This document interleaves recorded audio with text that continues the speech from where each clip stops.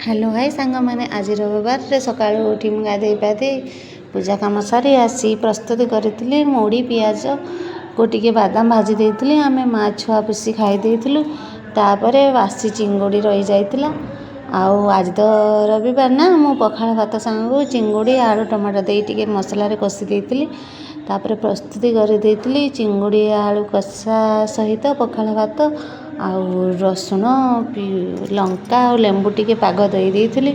आउ मते टिके भल लागे पखाळ सांगरे लेंबू रसुण लंका दली खाइबा को आपण मान को भल लागे ना कमेंट माध्यम रे जणेबे। को माने मो भले सब बेले पखाळ खाइया को भल पांती ताहा भी कमेंट माध्यम रे जणेबे। मो सान पुअर पखाळ होची फेवरेट। बड़ पुआ टिके कुंतु कुंतु हुए कहीं मो सान पुआ टिके पखाळ को बहुत भल पाए से नहीं मु बहुत टाइम भी पखाळ बनै दिए।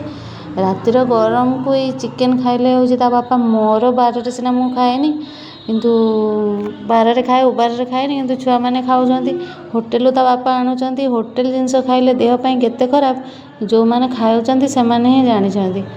होटेल जिनस खाया द्वारा मु मो पिला मानकु सब टाइम रे पखाळटा दिए। पखाळ देले तांको पेट भी ठंडा रहिबो देह भी सुस्थ रहिबो देह भी असुस्थ